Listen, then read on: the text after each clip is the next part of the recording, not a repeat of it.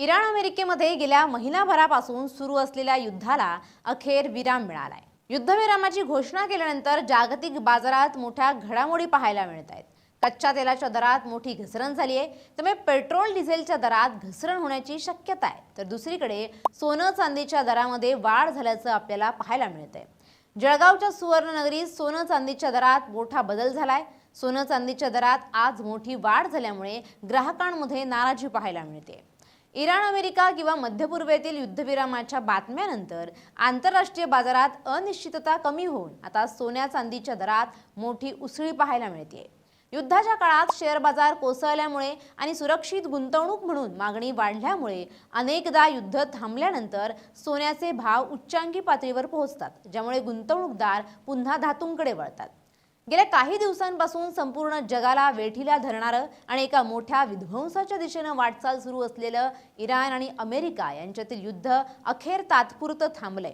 अमेरिकेचे राष्ट्राध्यक्ष Donald Trump यांनी पुढील 2 आठवड्यांसाठी इराणवर हल्ले करणार नाही असं सांगत शस्त्रसंधीची घोषणा केली आहे। त्याचवेळी ट्रम्प यांनी इराणकडून आलेल्या 10 कलमी तहाच्या प्रस्तावाबाबत सकारात्मक संकेत देखील दिले आहेत। यामुळे गेल्या काही दिवसांपासून प्रचंड धास्तावलेल्या भांडवली बाजारानं सुटकेचा निश्वास टाकलाय।